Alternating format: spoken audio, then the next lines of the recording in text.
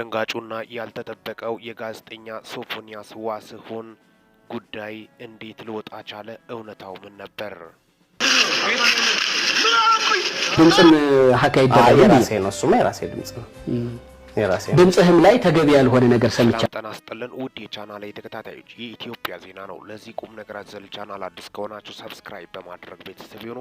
በዚሁ ቻናል በዋናነት የምትላለፉት ወቅታዊና ታማኝ እንዲሁም ሚዛናዊ መረጃዎች ስለሆኑ ሰብስክራይብ ስታደርጉ ደወል ምልክቷን ወይም ኖቲፊኬሽን ቤሏን ክፍት ያድርጉ። ያን ሲያደርጉ ወዲያውኑ የሚለቀቁት መረጃዎች ለእናንተ ይደርሳሉ። ይህንን ቪዲዮ ሲጨርሱ ላይክ፣ ሼር እና ኮሜንት በማድረግም ላልሰሙት እንዲዳረስ ያድርጉ። እስከ መጨረሻው እንድታደምጡኝ በትህትና ጠይቃለሁ። እጅግ አሳዛኝና ልብ ሰባሪ ነው። በዚሁ ጋዜጠኛ ጉዳይ ዙሪያ በርካቶች ሀሳባቸውን በቁጣ የሚገልጹት አሉ፣ ከፊሎች ደግሞ በእንባ እየገለጹ አሉ። እንደ ሀሳብ ከሆነ እንደ ሕዝብ ከልብ ማንባት ማልቀስ ነው ያለብን። የእውነት የምላችሁ ነገር ካለ በጣም አሳዛኝ፣ ልብ የሚሰብር እጅግ ከሰብአዊነት አስተሳሰብ ያፈነገጠ እንስሳ እንኳን የማያደርገው ነገር ቢኖር እንደዚህ አይነት ነገር ነው። ስለዚህ ሁላችንም ማልቀስ፣ እንደ ሀገር የመከነ ትውልድ እየመጣ ነው። በአዋርድ ደረጃ በአደባባይ ሽልማት የሚሸለሙበት፣ በአደባባይ እንደ ሀገር የተዋረድንበት፣ እንደ ዜጎች ደግሞ እኛ ቆመን ሞተናል በቁም ማለት ይቻላል። ምክንያቱም ከዚህ አይደለም የተጀመረው። ከዚህ በፊት እንግዲህ ቲክቶክ ላይ ምን ታመጣላችሁ፣ ምን ታመጣለ፣ ሰግጥ፣ ፈምስ፣ አልፎም ደግሞ እንደፈለግ ሁን፣ ምን አባት አመጣለ የሚሉት ነገሮች ናቸው። ነገሮች ከስር መሰረቱ የሚበላሹትም እንደዚህ አይነት ነገሮች ናቸው። ሴቲቷ ወንድ ለመምሰል ሆና ስትተውን ነገሮቹ አብቅተዋል።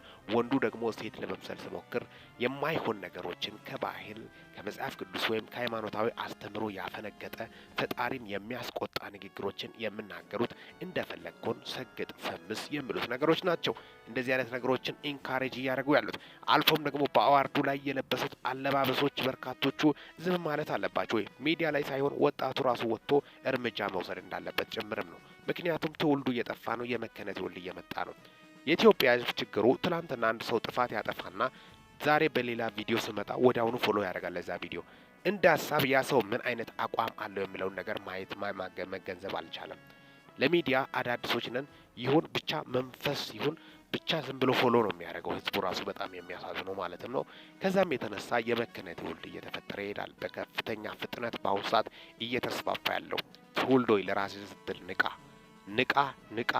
በጣም በሚያሳዝን ሁኔታ ትውልዱ እየጠፋ ነው። ዝም ብሎ ላይክ እያደረገ ዝም ብሎ ፎሎ እያደረገ የምሰራውን የምጠረክረውን ለሀገር ጠቃሚ ነገሮችን የሚያደርጉትን ፎሎ ማድረግ ይተውና በጣም በሚያሳዝን ሁኔታ እንደዚህ አይነት እንደፈለግኩን እንደ ነጭሁን ነጭ ምን አይነት ኑሮ ነው እየኖረ ያለው? ምዕራባውያኖች ምን አይነት ኑሮ እየኖሩ ናቸው? እንደፈለግኩን ሰውን አትስማ፣ ሰግጥ፣ ፈምስ። ሴቲቷ ደግሞ እንደ ወንድ የትወና ብቃት ተብለው በርካቶቹ ከዳር እስከ ዳር ያደንቃሉ። ሴት ሆና ስተውን ነው የሚያምርባት። ወንድ ሆኖ መተወን አለበት። ፊልም ላይ ከዚህ በፊትም ወንዱ ሴት ሆኖ ስተውን ተገቢ አይደለም። ከጀርባው ጥልቅ መልእክት አለ። ሴት እንደ ሴትነቷ ትስራ፣ ወንዱም እንደ ወንዱ ይስራ። በጣም የሚያሳዝነውና የሚያሳፍረው ድርጊት፣ በጣም ልብን የሚሰብር ክስተት፣ ትውልድን በጀርባ መርዝ እየረጩ ናቸው። ከዛም የተነሳ ነው እንግዲህ ሰሞኑን የጋዜጠኛ ሶፎንያስ ዋሲሁን ውርደት እንግዲህ በአደባባይ የወጣበት ክስተት እጅግ አሳዛኝ ነው። እንግዲህ በአደባባይ መውጣቱ በጣም አስደንጋጭ ያልተጠበቀ፣ እሱ እንግዲህ የሄደበት ርቀት ደግሞ የአካባቢው ስም ማጠልሸት፣ አዳማን ምን ያህል ለማጠልሸት የሄደበት ወደ አሁኑ ፖስቱን ለማንሳት ተገደዋል።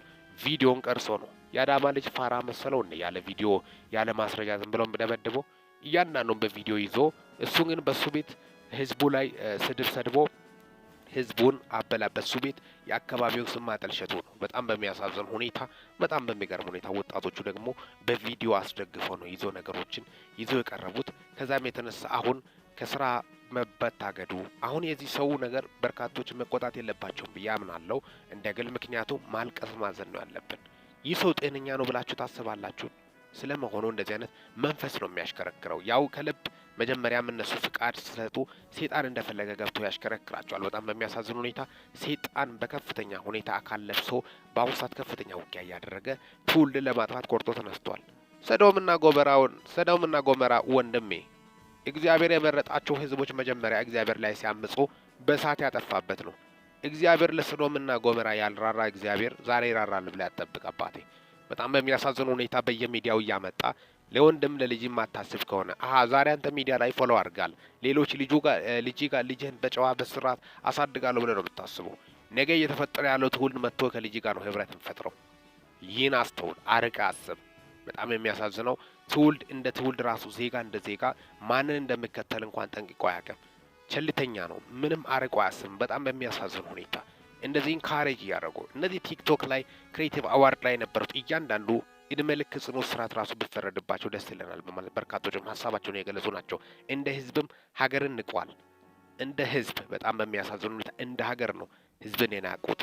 ትውልድን የሚያንስ ሳይሆን ትውልድን የሚያበላሽ የሚያጠፋ በጣም ሰይጣናዊ ነገሮችን በአደባባይ ይዞ እየመጡ ያሉት እጅግ የአደባባይ ጉዳዮች ናቸው። የዚህ ጋዜጠኛ ጉዳይ እንግዲህ ከስራ መታገዱ እንግዲህ በጣም አሪፍ እርምጃ ቢሆንም ቀጣይ ደግሞ ይህ ነገር መታየት አለበት፣ መመርመር አለበት። ይህ ሰው አይምሮ በሽተኛ ሆኗል ማለት ነው። የቆመ ጤነኛ ይመስላል እንጂ አይምሮ በሽተኛ እንደሆነ ጭምርም በርካቶቹ የገለጹ ናቸው። ጤናማ አይምሮ ያለው በዚህ ደረጃ ይዘግናኝ ንግግሮችንም አያደርግም። የናዝሬት ልጆች በጣም ትልቅ ነገር አድርገዋል። በጣም ሊበረታቱ ይገባል። እነዚህ የሶሻል ሚዲያ የአመቱ ምርት መሆን መሸለም የሚገባቸው ናቸው።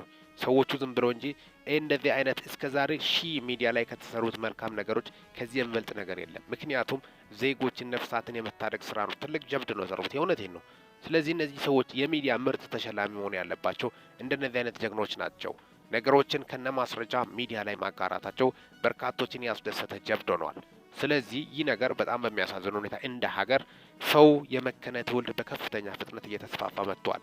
ስለዚህ ሁሉም ራሱን መጠበቅ አለበት፣ አካባቢውን መጠበቅ አለበት። ልክ እንደ ናዝሬት ልጆች ሰው አካባቢውን ካልጠበቀ ነገ የሚመጣው ከፍተኛ መዘዝና ከባድ ነገር ነው የሚመጣው።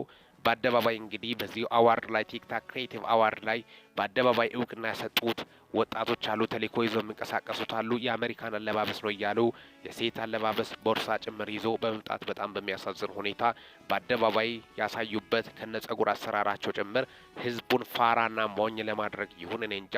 ስልጣኔ የሚባለው የስልጣኔ መጨረሻ ውርደት ነው። ይህ ልታወቅ ይገባል።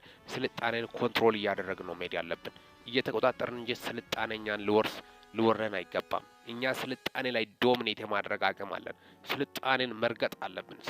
ስልጣኔን ዶሚኔት ካላደረግን በጣም ከባድና አስቸጋሪ ሁኔታ ነው የሚፈጠረው።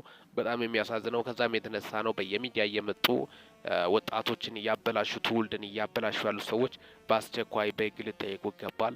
በህግ ተጠይቆ ታሽቶ ሊወጡ ይገባል። ካለዚያ ሀገር ለቆ ወደ መጡበት ሀገር የመጡት የሚመለሱ እዚሁ ሀገር እንግዲህ ዜግነት የላቸውም። የዛ ሀገር ዜግነት እስከያዙ ድረስ እዚህ ሀገር መቀመጥ መቆየት የለባቸውም። ህዝቡን ዜጎችን እየበከሉ ናቸው። የተሸለሙትን አዋርድ ራሱ መነጠቅ አለባቸው። መንግስት አቅም አለው፣ መንጠቅ አለበት። የተሸለሙትን አዋርድ እያንዳንዱን የሚያደርጉት ነገር ልክ አይደለም። ትውልድን ይዞ እየጠፉ ነው። እንደ ሀገር እየመከነ በጣም በሚያሳዝን ሁኔታ ትውልድ እየጠፋ ነው። ያን በማስመልከትም ነው ዕለታዊ እጅግ አሳዛኝ መረጃ የጋዜጠኛ ሶፎንያስ ጉዳይ በማስመልከት ለእናንተ ይዤላቸው የመጣሁት። ይህንን ቻናል ኢትዮጵያ ዜናን ሰብስክራይብ በማድረግ ወቅታዊና ታማኝ እንዲሁም ሊደመጡ የሚገቡ መረጃዎችን ያገኙ። ለሰዓታት ያሉኝ መረጃዎች ይመስላሉ። በወቅታዊና አጫጭር እንዲሁም ሚዛናዊ መረጃ እስከምንገናኝ ድረስ በያላችሁበት ዓለም ክፍል ሰላም ያቆያችሁ።